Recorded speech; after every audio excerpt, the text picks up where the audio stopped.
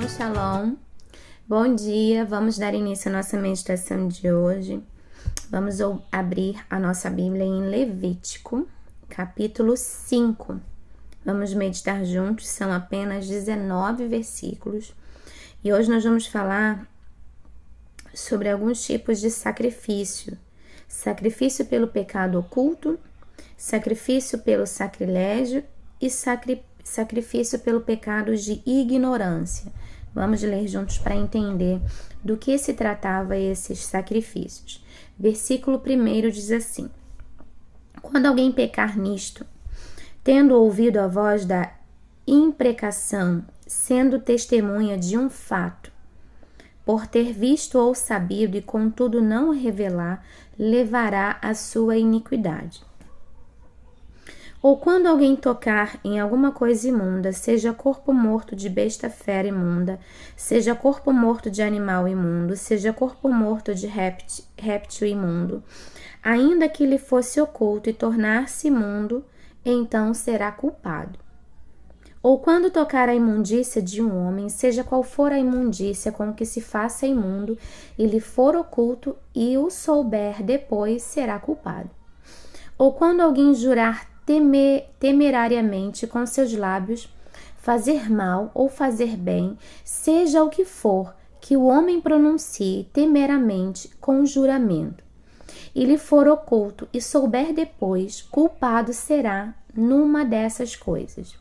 Será que, sendo culpado numa dessas coisas, confessará aquilo em que pecou?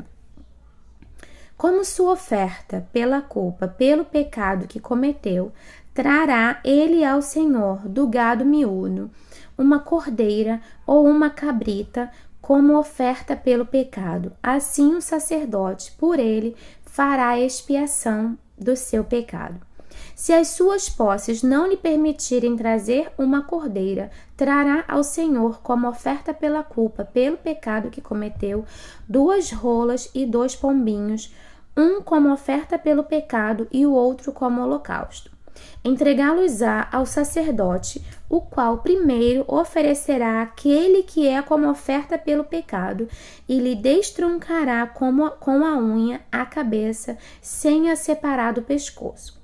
Do sangue da oferta pelo pecado aspergirá sobre a parede do altar, e o restante do sangue fá-lo-á correr à base do altar, é oferta pelo pecado.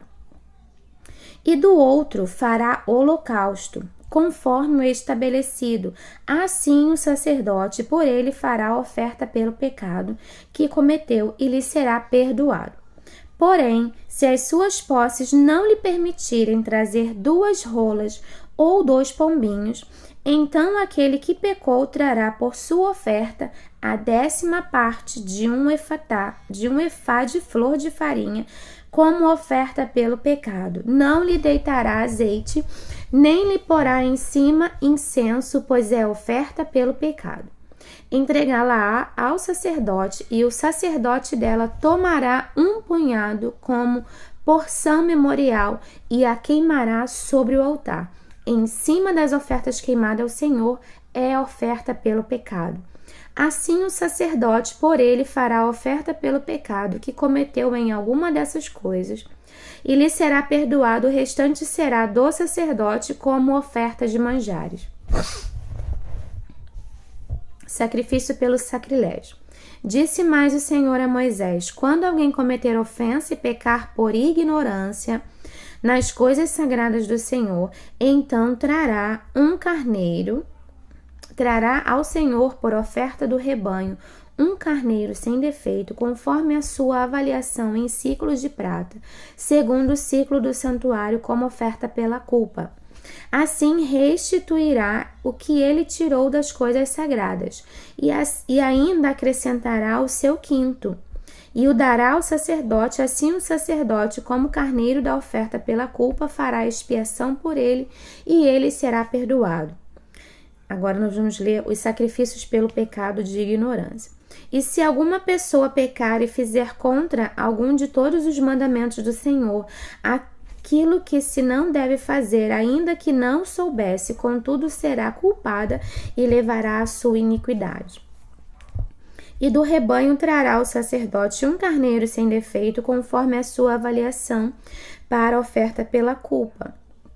E o sacerdote, por ela, fará expiação no tocante ao erro que por ignorância cometeu, e lhe será perdoado. Oferta pela culpa certamente se tornou culpada ao Senhor.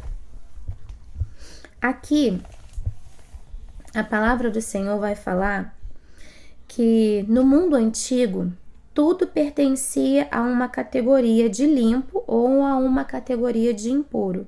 Imundícia se referia à contaminação por uma impureza física, ritual ou moral. Aqui vai falar, a partir do versículo 1, se o homem tocar em algum animal morto, naquela época não podia tocar em alguma coisa morta, seja humano ou seja animais, aquilo era considerado impuro. Então, como era no tempo da lei, tinha algumas regras. Se a pessoa tocasse, ela, sabendo ou não, e depois de saber, ela deveria fazer um sacrifício para que lhe fosse perdoada e assim voltasse a ficar puro.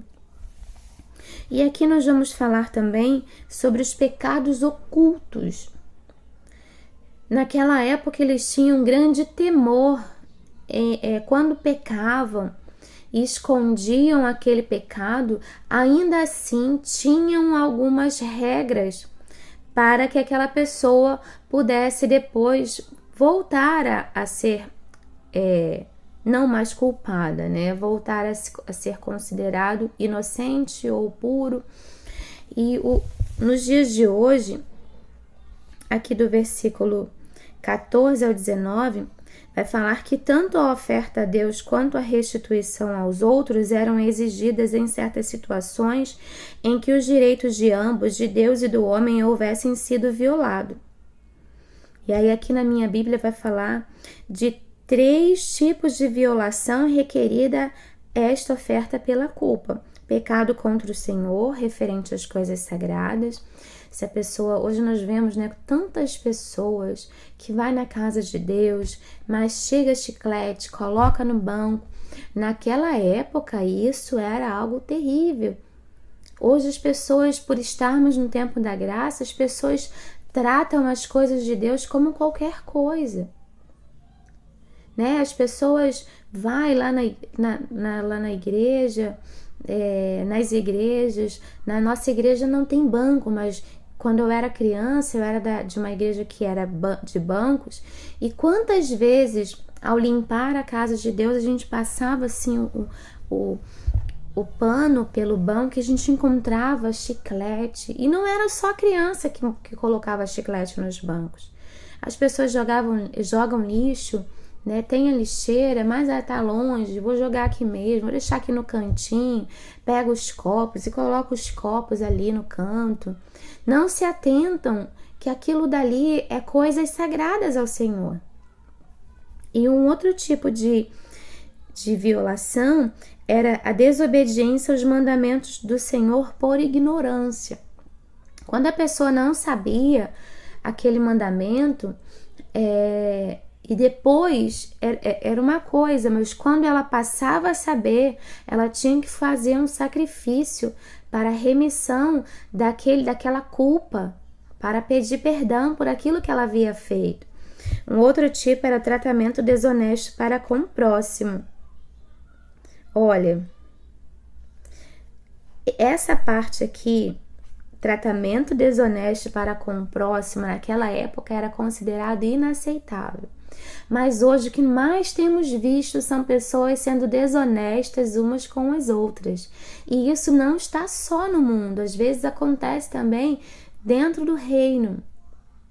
E nós temos que tomar muito cuidado para não se contaminarmos com comportamentos, com pensamentos errados, achando que a desonestidade é normal. Todo mundo faz isso, eu vou fazer também, é normal. Não, não é normal. Nós precisamos, a cada dia, meditarmos na palavra do Senhor para não sermos enganados pelas questões deste mundo. E começarmos a achar que tudo isso é normal. Todo mundo coloca aqui o copo no chão, alguém depois vai varrer, alguém depois vai limpar. Isso é normal? Não, não é normal. Nós temos que ter zelo pelas coisas de Deus. Temos que sim atentar para os mandamentos do Senhor. Não foi só para aquelas pessoas, é para nós também. Amar ao Senhor acima de todas as coisas, ao nosso próximo como a nós mesmos. Não adulterarás, não furtarás, não matarás. Isso não foi só para eles no tempo da lei, isso também é para nós.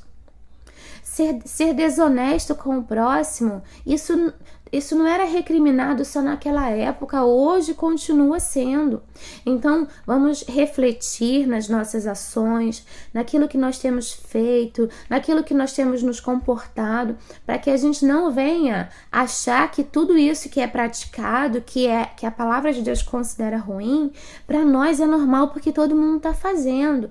Não, não, não. Não faça igual a todo mundo, porque você não é todo mundo. Amém? Então medite nessa palavra, se alimente da palavra, que fique aqui, esses três requerimentos, a violação aqui da oferta pela culpa, aqui, o pecado contra o Senhor referente às coisas sagradas, a desobediência aos mandamentos e o tratamento desonesto. Vamos refletir. Será que temos feito exatamente como aquele povo? Se estamos fazendo, peça perdão ao Senhor nesse dia, amém? Que o Senhor te dê um feriado abençoado, um dia em família, que você possa cultivar momentos importantes com a sua família, amém? Fique com Deus, shalom, shalom.